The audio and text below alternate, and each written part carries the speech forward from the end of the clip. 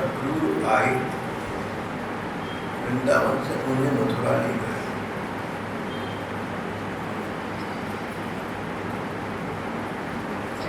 कंस का एक षड्यंत्र था। उसे पता था कि श्री कृष्ण के हाथों कभी मेरी हत्या हो सकती है। उसने कहा अभी तो बच्चा है, 11-12 बरस का, पहले मैं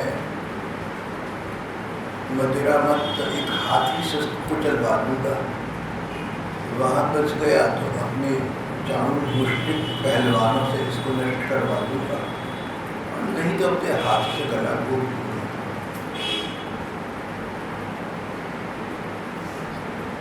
अक्रूर जी भगवान के चाचा थे,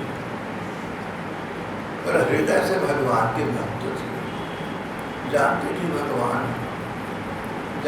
भगवान को कोई मार नहीं सकता, उनका कोई बाल बांका नहीं कर सकता। कंस के भेजे अक्रूर जी कंस के स्वर्ण रथ में वृंदावन पहुंचे। कृष्ण बलराम को पूरी बात सच बता दी, पर शेष नंद जी आदि ब्रजवासियों को इतना कहा जो कंस ने कहा था कि राजा कंस एक धनुष यज्ञ कर रहे हैं, इस धार्मिक कृत्य में सब लोग आकर अपना जीवन सफल करें। साथ में एक दंगल होगा, कुश्ती भी होगी, उसका आनंद भी है। ब्रजवासी और श्री कृष्ण बलराम चल पड़ी वृंदावन से। एक रथ में श्री कृष्ण बलराम थे, रथ को अक्रूर जी हाँक रहे। शेष ब्रजवासी कुछ देर पहले मथुरा के बाहर उपवन में ठहर गए इस प्रतीक्षा में तो कृष्ण बलराम रथ में आने वाले होंगे, और श्री कृष्ण बलराम थोड़ी ही देर में वहाँ पहुँच गए, सबके साथ मिल गए। रात उन्होंने मथुरा के बाहर की सीमा में इस उपवन, इस बगीची में सुखपूर्वक काटी। फिर अगला दिन हुआ, दोपहर बीत गई। उसके बाद श्री कृष्ण बलराम ने कहा कि हम नगर की शोभा यात्रा देखने को जाएंगे। हम तो गांव के बच्चे हैं, नगर की आकर्षण स्थलियों के हम दर्शन करेंगे, घूमने फिरने जाएंगे।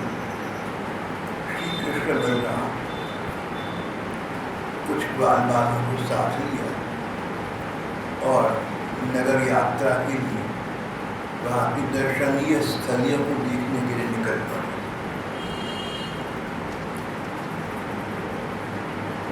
श्री कृष्ण बलराम ने जो ही मथुरा में प्रवेश किया, सारे शहर में मानो आग की लपटों की भांति समाचार फैल गया कि जिन कृष्ण ने 5-6 दिन के थे पूतना जैसी दैत्या का वध कर दिया था, पूतना राक्षसी थी, उसका उद्धार किया, उसका शरीर निर्जीव होकर पृथ्वी पर गिर पड़ा। लगभग 18 किलोमीटर के नीचे के पेड़ उसके शरीर के नीचे जलकर नष्ट हो गए। 18 किलोमीटर आज की अगर हम काटा करते तो वो दैत्या इतनी विशाल काय तो थी न, 18 किलोमीटर के पेड़ों को क्रश कर दिया। सारी में बात फैली कि पूतना जैसी दैत्या का इन श्री कृष्ण ने उद्धार कर दिया, और ऐसे ऐसे न जाने कितने दैत्यों का उद्धार ये कर चुके। कहते हैं कृष्ण साक्षात परमात्मा है। मथुरा के नगर निवासियों के मन में श्री कृष्ण दर्शन की उत्कट जिज्ञासा थी, बहुत आकांक्षा थी। इसी प्रकार इन श्री कृष्ण के हम भी दर्शन करें, पर राजा कंस से बैर था इन बालकों का। राजा कंस क्रुद्ध होगा, इस डर के मारे, राजा के डर के मारे राज भय से वृंदावन तक नहीं जा सके। मथुरा वृंदावन पास पास है, पर राज भय के कारण पास होते हुए दूर चले। एक और मन में कामना थी, आकांक्षा थी, इच्छा थी श्री कृष्ण दर्शन की, दूसरी ओर राज भय था। यहाँ एक वंचना हो गई। जब मन मान गया कि भगवान है तो राज भय क्या कर सकता है। पर इस प्रकार का विचार मथुरा के नगर निवासी न कर सके और करके रही प्रतीक्षा उस दिन की जब कभी कृष्ण स्वयं मथुरा आएंगे और इन्हें दर्शन देंगे। वो दिन आज आ गया था। मथुरा निवासी राजमार्ग के दूर खड़े थे। श्री कृष्ण इधर से गुजरेंगे, हम उनके झलक प्राप्त करेंगे। कितनी महिलाएं, कितने वृद्ध जन अपनी अट्टालिकाओं पर, घर की छतों पर खड़े हुए थे। कोई पेड़ों पर बैठे हुए थे, छोटे बच्चे पेड़ों पर चढ़ गए थे। मथुरा नगरी बहुत सुंदर थी, कंस की राजधानी थी, पहले से सुंदर थी। अब तो इसे नगर वधु की भांति सजा दिया गया था, इसलिए कि यहाँ पर धनुर्यज्ञ होगा और दंगल होगा, बाहर के लोग भी आएंगे। इस दर्शनीय मथुरा के मार्गों से श्री कृष्ण ने होकर गुजरना था। नगर नारी प्रसन्न थी, उन पर फूलों की वर्षा करने लगी, उनकी आरती उतारने लगी। कोई कोई तो उन्हें देखकर, श्री कृष्ण का सौंदर्य देखकर उन पर इतना रीझ गए कि वहीं मूर्ति की भांति, मानो कि पत्थर की मूर्ति, वहीं स्थिर हो गए, खड़े हो गए, वहीं अवस्थित हो गए। कोई किसी प्रकार श्री कृष्ण के प्रति अपना स्नेह और सम्मान का अगाध भाव प्रदर्शित करते रहे। एक बात सबके मुंह पर थी, प्रकार प्रकार के लोग थे, प्रकार प्रकार की बातें थी, पर एक बात तो सभी कह रहे थे देखो वृंदावन की अनपढ़ ग्वालिनियां धन्य है, वृंदावन की गोपिकाएं धन्य है। अहो गोप्यस्तपे केवचरण वहां, पता नहीं उन गोपियों ने कितने जन्मों में कितनी तपस्या की होगी, कितने पुण्य किए होंगे जो इस जन्म में उन्हें इन श्री कृष्ण का साक्षात्कार प्राप्त हुआ। सचमुच धन्य तो गोपिकाओं को।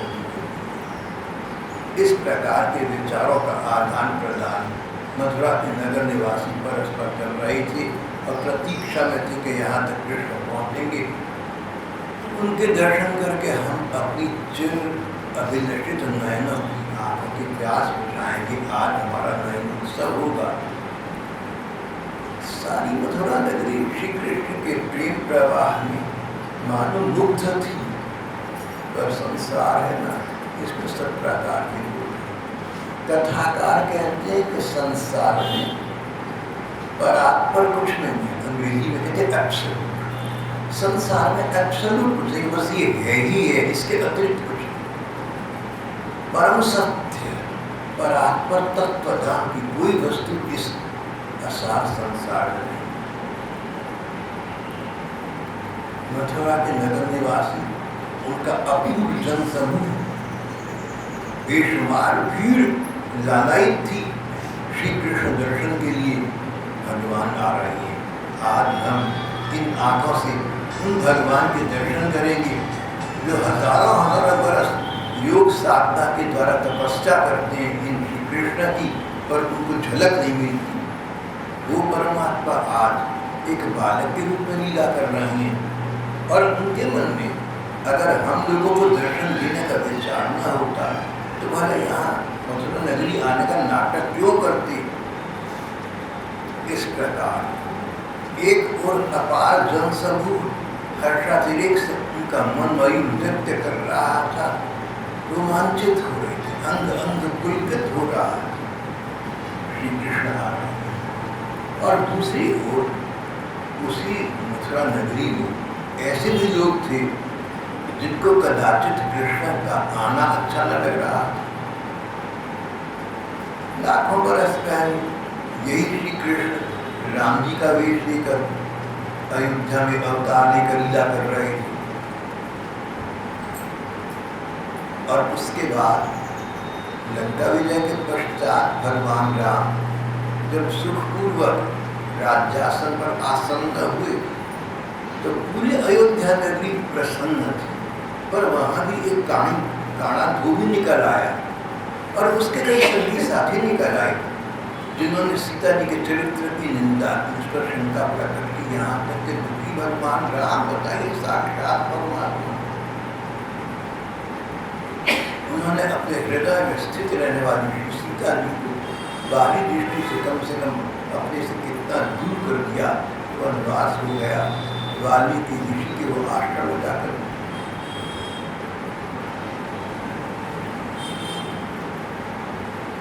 कोमल थी वो कली सुखों में पली, बहुत दुख पाए।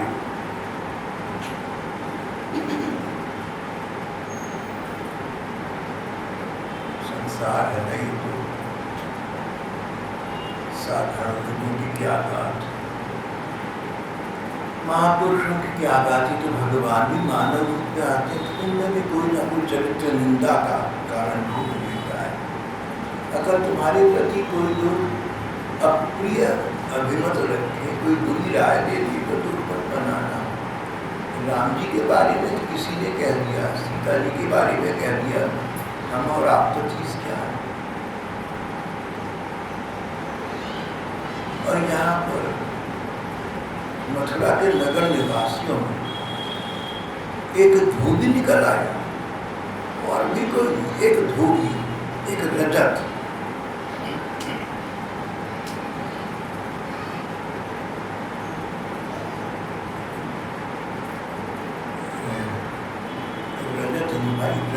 एक रजक निकल आया, रजक धोबी निकल आया। धोबी कपड़े धोने का काम करता था, कंस के कपड़े धोया करता था और कपड़ों को रंगीन करने का काम भी करता था। कंस का प्रिय पात्र था।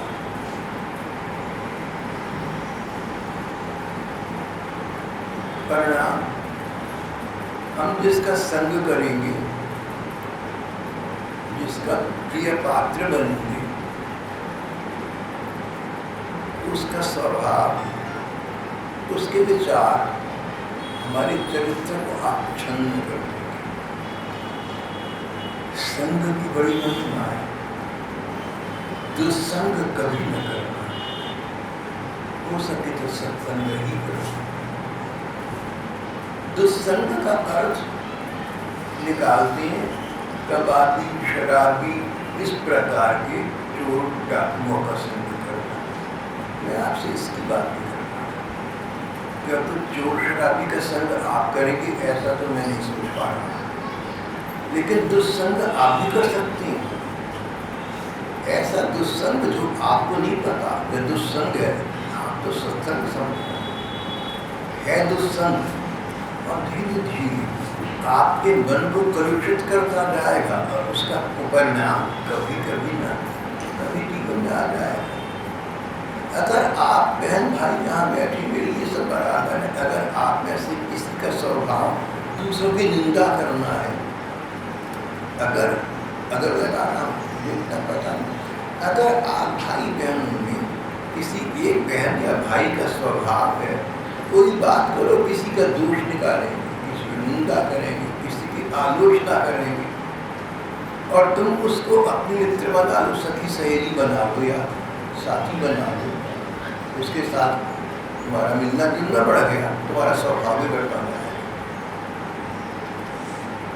उस संग का दुस्संग का अर्थ केवल दुर्जनों के संग की बात नहीं हो रही, वो तो आपको करते दिखा है, लेकिन अपने घर में, अपने मोहल्ले में, अपनी रिश्तेदारी में, यहाँ तक कि अपनी सत्संग स्थली में कोई ऐसा व्यक्ति हो जिससे आप बात करें तो वो व्यर्थ की वार्ताएं करे, किसी की निंदा चुगली करे, किसी की आलोचना करे, तो उसका संग भी आपके लिए उचित नहीं है। वो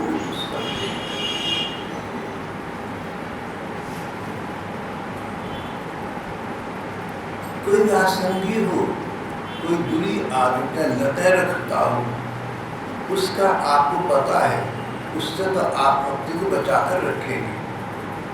लेकिन अगर अपने सत्संग के बीच कोई ऐसा मिल जाए तब क्या करोगे? आप तो समझो सत्संगी है, बढ़िया आदमी, लेकिन स्वभाव रूप से वर्तते, स्वभाव तो सिर पर नाचता है, उससे क्या करोगे तुम? इसलिए सत्संग में भी सभी का संग करना उचित नहीं।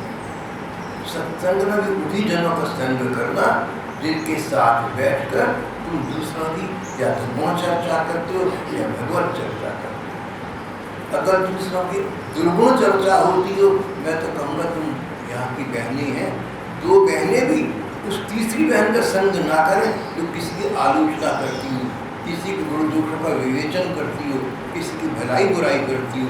मेरी तो सब बहन बराबर है।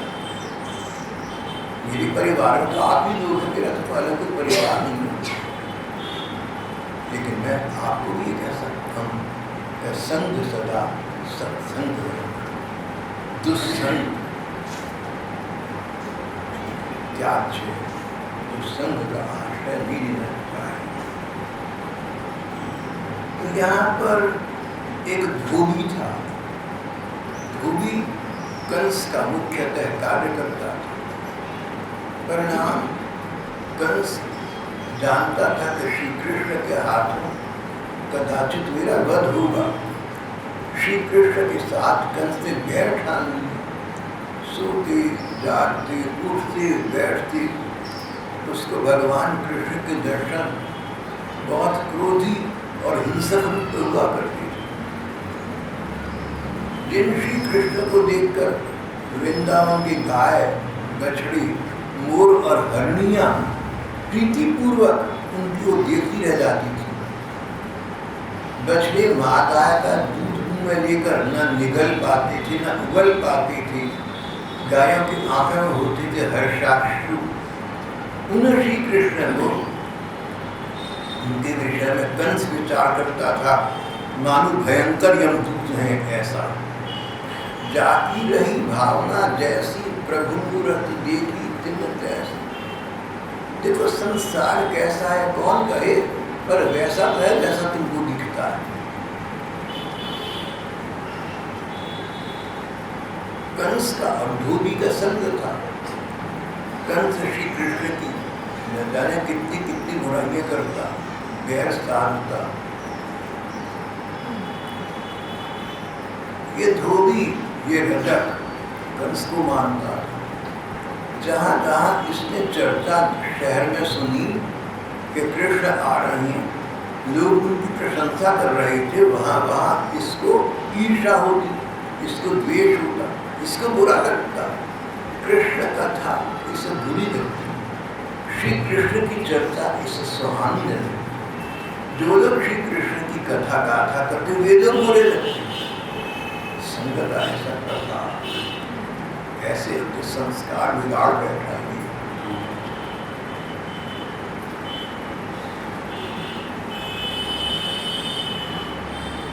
श्री कृष्ण ने मथुरा नगरी के इस दर्शन मार्ग में कई मेले जिनसे एक जैसा व्यवहार किया।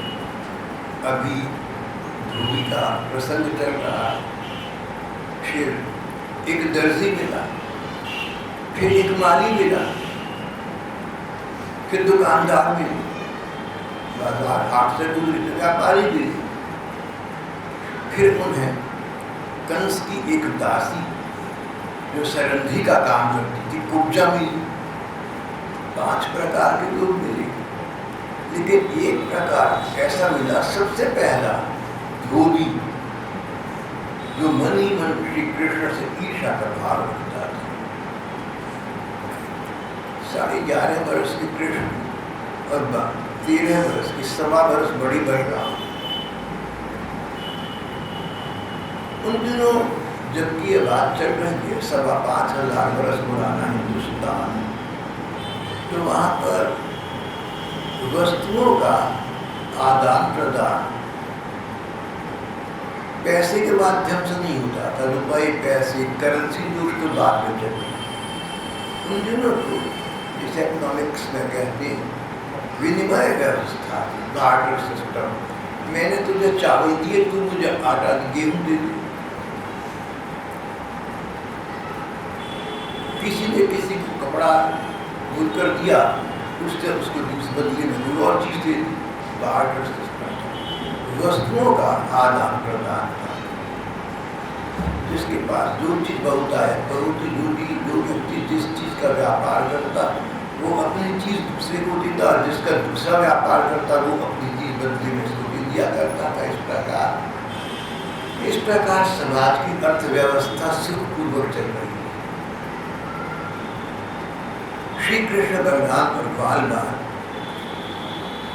नगर पथ पर चले तो पहली भेंट वार्ता इस धोबी से हुई।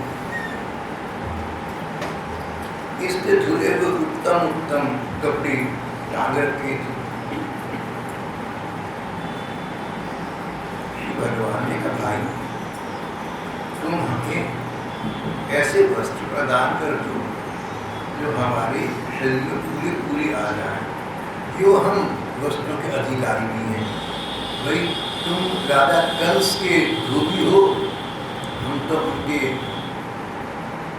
भांजे हैं।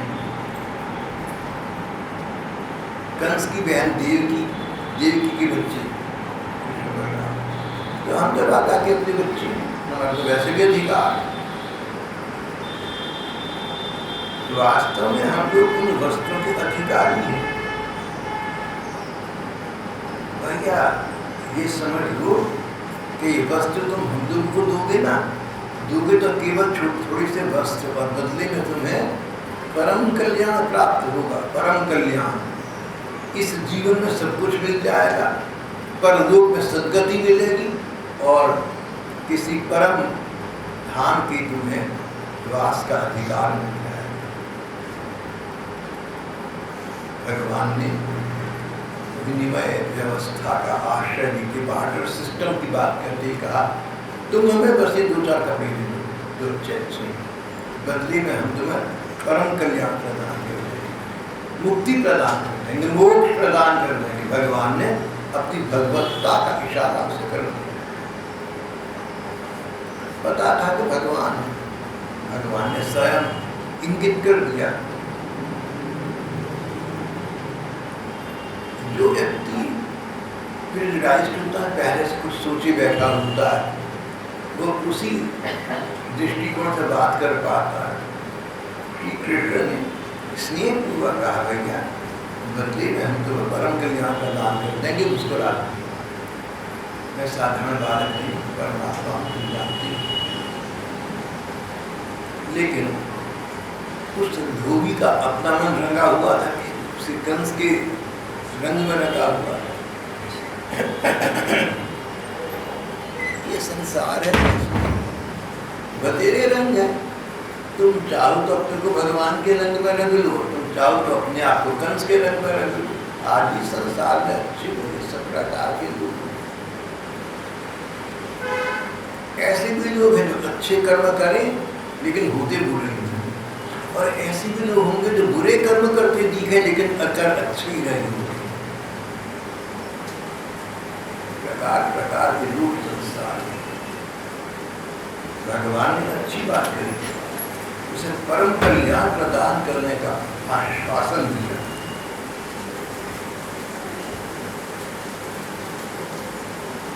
सुखदेव जी की कथा राजा परीक्षित सुना, कहते राजन भगवान के पास क्या कमी, किस चीज की जो किसी से मांगेंगे। अगर भगवान तुम्हारी द्वार पर आकर तुमसे कोई वस्तु मांगे तो ये उनकी उदार हृदयता है, उनकी दया दिली है, उनकी विशाल हृदयता। नहीं तो उन्हें मांगना क्या, सब कुछ उन्हीं का है। जिसको जैसा चाहे बना दे, जिससे जो चाहे दे, सब कुछ उन्हीं भगवान का है। फिर भी उन्होंने धोबी का मान रखने के लिए कहा, वस्त्र दे दो, बदले में हम तुम्हें परम कल्याण, परम गति प्रदान करते हैं, मुक्ति मोक्ष प्रदान करते हैं। भगवान ने मांगने की लीला, और राजा कंस का सेवक होने के कारण वह मूर्ख धोबी मत वाला होता, उसकी मत मानते। उसकी सद्बुद्धि काम नहीं कर सकती थी, उसकी दुर्बुद्धि काम। कभी कभी कंस से मिलता था, राजा से मिलता था। कंस भगवान कृष्ण का बैर था। धीरे धीरे इसके मन में श्री कृष्ण का बैर बना गया, उनको द्वेष की दृष्टि से देखने लगा। जिन श्री कृष्ण को सारा संसार प्रेम की दृष्टि से देख रहा था, उन्हीं श्री कृष्ण को ये धोबी द्वेष की दृष्टि से देख रहा था। उनके मृदुल वाणी श्रवण कर, मीठे वचन सुनकर उसको क्रोध आया। 11.5 वर्ष के बच्चे ने आपसे आकर कुछ मांगा, दो ना दो अलग बात, पर भोला भाला बच्चा भोली भोली बातें। कंस की सेवक इस धोबी को बड़ा क्रोध आया, मनवाला हो गया। रोग भर आक्षेप लगा, भगवान पर दोष लगाते हुए उसने कहा, तुम लड़के कृष्ण बलराम और द्वारपाल साथ में, तुम लड़के रहते तो पहाड़ों जंगलों में, पहाड़ गिरिराज गोवर्धन, जंगल वन वृंदावन, तुम रहते तो पहाड़ों में और जंगलों में, तो क्या वहां ऐसे कपड़े रहते?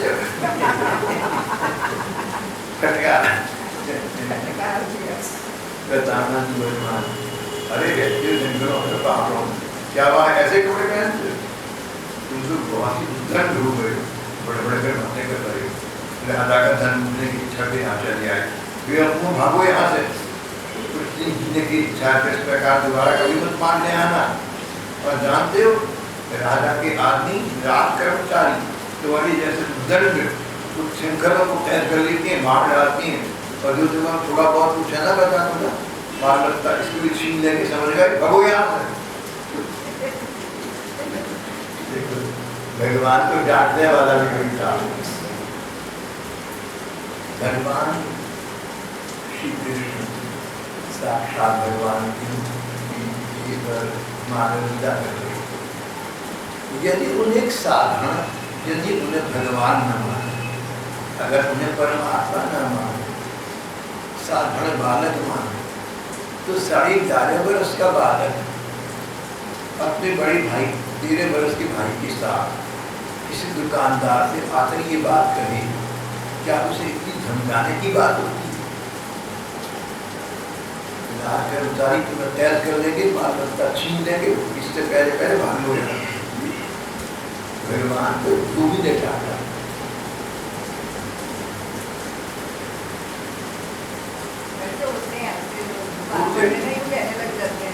ऐसे होते हैं।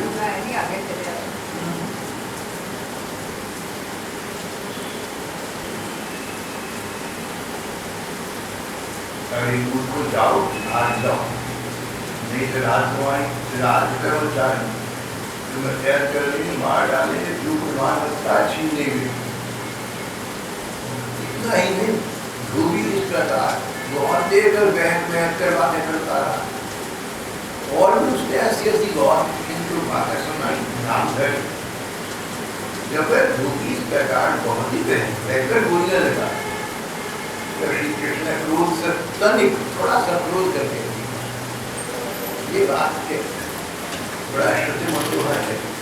श्री कृष्ण ने ईश्वर हल्का सा कुपित होकर उसे पूछा, जो लोग सुंदर होती है, श्री कृष्ण सुंदर जनों से भी बहुत अधिक सुंदर है, तो क्रोध में और अधिक सुंदर दिखेंगे।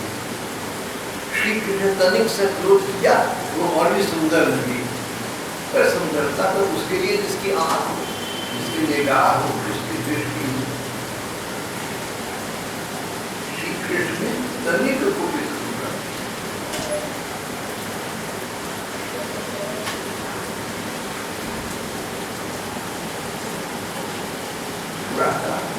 नाराजगी दिखा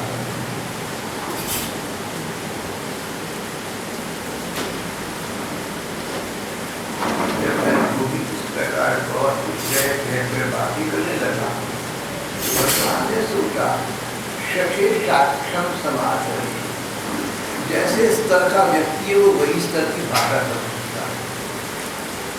ये तो बात आजकल आप देखते होंगे, कोई इस व्यक्ति का जैसा जिसका स्तर है ना, जिसका ऊंचा स्तर है, उसका तुम शालीनता से बात को समझ जाए, और जिसका नीचा स्तर है उससे शालीनता से बात को नहीं समझेगा।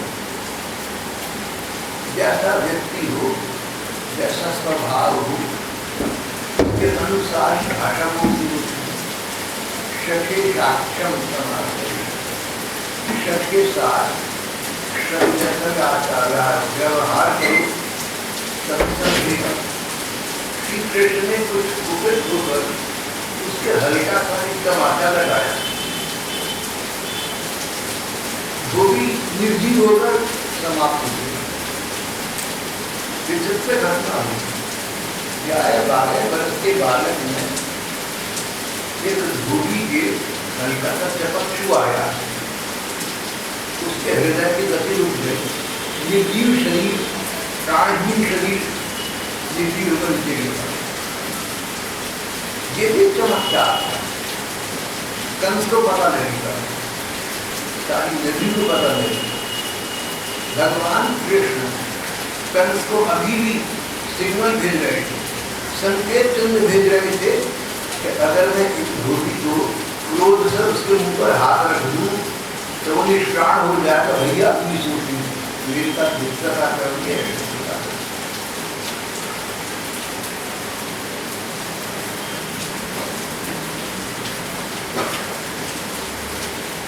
कृष्ण परिणाम पसंद की साथ में कुछ तो के पहले कुछ वही छूट दिए और आगे निकल गए। आगे निकले तो अगली दुकान पर उन्हें एक दर्जी मिला। ये धोबी से बिल्कुल प्रतिकूल, बिल्कुल उल्टा था। ये दर्जी मथुरा के उन असंख्य लोगों में था जो श्री कृष्ण के शुभागमन न जाने कब से कृष्ण नयन से प्रतीक्षा कर रहे थे। दर्जी मिला। दर्जी ने भगवान को देखा, सोचा कि इस बालक का सौंदर्य तो जितना सुना था उससे भी कहीं कर दिया। There is all the world of a difference. There is all the world of a difference between seeing and hearing about it. एक पश्तो की कहावत है, इसका हिंदी में आपको अनुवाद बताया कि किसी चीज की सुंदरता या बदसूरती सुनना और स्वयं देखना बड़ा अंतर है। धोबी को यहाँ पर दर्जी को ऐसा लगा श्री कृष्ण के सौंदर्य की बहुत कथाएं सुनी, बालक बहुत सुंदर है, अप्रतिम अद्वितीय अनुपम बालक। मालूम पड़ता है कि ब्रह्मा जी की सृष्टि के सारे सौंदर्य की उसने प्रतिभूति अपने में स्थापित करी। इसके अंदर अंदर से सुंदरता झड़ रही है, ऐसा सुना था। तो बालक सामने आया कि कहीं अधिक सुंदर दिखला। ठीक है, इस सुंदरता के शब्दों में बदली कौन कर सकता है? दर्जी चकित रह गया, क्या इतना सुंदर भी हो सकता है?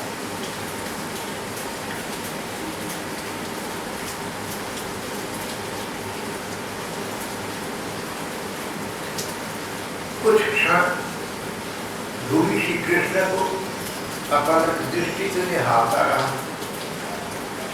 उसके नयन, उसका मुखकमल खिल गए। फिर महानुपुरुष में आया हूँ, उसने श्री कृष्ण के रंग, श्री कृष्ण के शरीर पर रंग बिरंगे सुंदर वस्त्रों को ऐसे ढंग से सजा दिया कि सब ठीक कर गए। अनेक प्रकार के वस्त्रों से भूषित होकर श्री कृष्ण परिणाम और भी अधिक शोभायमान हुए।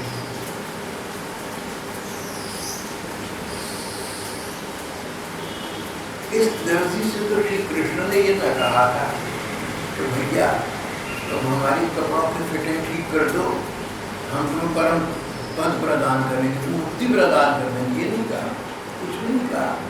आकर खड़े हुए, भक्ति भाव जागा, प्यार जागा, उसने इनके कपड़े सजा दिए। श्री कृष्ण उस दर्जी पर बहुत प्रसन्न हुए। उन्होंने भैया इस संसार में जितनी धन संपत्ति है और तुम चाह सकते हो, आज से तुम्हारे पास बल होगा, ऐश्वर्य होगा, दूर दूर तक देखने और सुनने की तुम्हें शक्तियां प्राप्त हो जाएगी। दूर दूर तक देखने की, सुनने की शक्ति प्राप्त हो जाएगी। ब्रह्मांड में ऐसे कई स्थल हैं, जैसे उत्तरी ध्रुव पर, उत्तरी ध्रुव पर अगर कोई व्यक्ति एक स्थान पर खड़ा हो और कई किलोमीटर आगे कोई दूसरा व्यक्ति बात कर रहा हो, तो ये व्यक्ति उसे सुन सकता है। उत्तरी ध्रुव पर आज भी कैसी स्थिति है, ये बात एक पत्रिका में नहीं पढ़ी।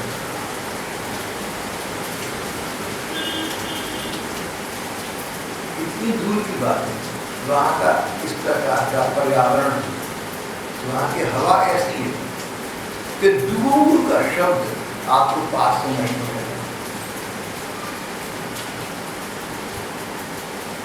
भगवान ने इस दर्जी को एक चमत्कारी शक्ति प्रदान कर दी। संसार की कोई बात जो तुम सुनना चाहो तुम सुन सको, तो कितनी भी दूर क्यों ना हो। संसार की कोई स्थली जो तुम देखना चाहो तुम देख सकोगे, मानो आंखों के सामने है। ये सिद्धि प्रदान कर दी। तो व्यास जी ने एक बार संजय धृतराष्ट्र के निजी सचिव को ये दृष्टि प्रदान कर दी थी कि अपने स्थान पर बैठे संजय कुरुक्षेत्र होने वाले महाभारत युद्ध को देखकर, स्वयं की दूरी से देखकर धृतराष्ट्र को बता सकते। एक प्रकार की दिव्य दृष्टि प्रदान। श्री कृष्ण ने इसी प्रकार की संसार में कहीं भी कुछ हो रहा हो उसको देखने या सुनने की सिद्धि इस दर्जी को प्रदान कर दी और कहा कि जब तक अपने कर्मों के अनुसार इस पृथ्वी पर तुम्हारा जीवन है, तब तक तो ये सब सुख सुविधाएं और सिद्धियां तो प्राप्त होंगी, और जब शरीर समाप्त हो जाएगा तो अगले जन्म में तुम्हें मेरी परम धाम की प्राप्ति होगी। अनंत सुख होगा, वहाँ अनंत ऐश्वर्य होगा। अपने परम धाम में उसका स्थान आरक्षित कर।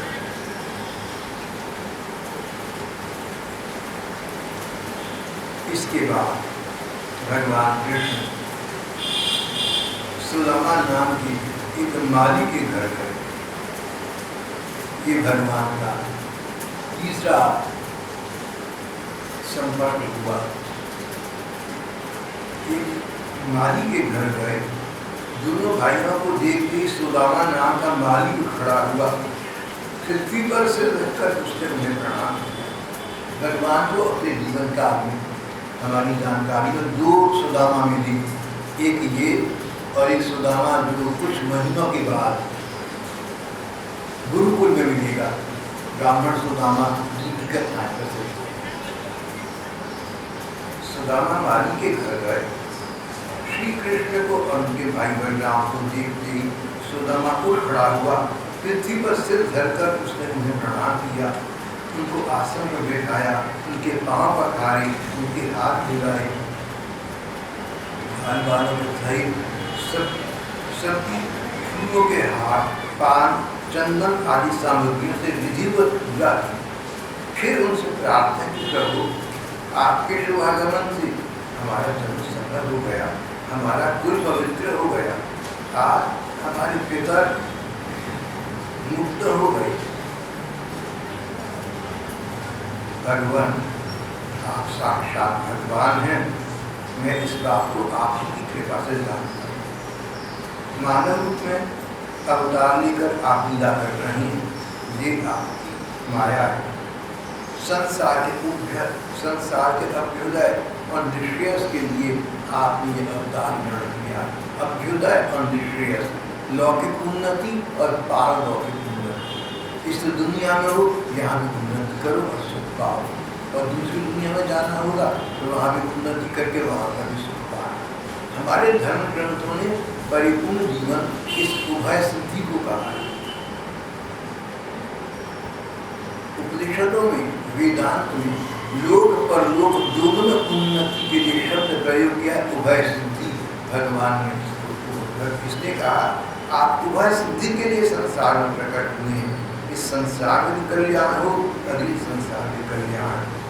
आप सारी संसार की, यद्यपि आप प्रेम करने वालों से ही प्रेम करते हैं, भजन करने वालों को ही भजते, फिर भी आपकी दृष्टि में सब समान। भगवान मैं आपका दास हूँ, आप मुझे आज्ञा दीजिए, मैं आपको क्या सेवा करूँ। अगर आप किसी को आज्ञा देकर कोई कार्य कराते हैं तो ये आपका उसके प्रति कृपा प्रसाद होता है। अगर आप मुझे कुछ भी करने की आज्ञा देंगे मैं उसको कृपा समझकर पूरा करूँगा। सुदामा माली ने इस प्रकार प्रार्थना की। बड़ी प्रेम और आनंद से भरकर अत्यंत सुंदर सुंदर और सुगंधित फूलों से गूंथे हुए हार उन्हें पहनाए।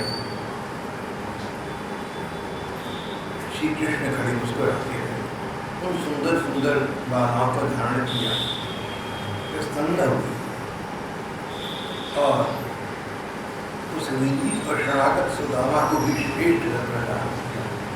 प्रणताय प्रपन्नाय, प्रणताय प्रपन्नाय, उस प्रपन्न माली को भगवान ने, सुदामा को भगवान ने वर प्रदान किया।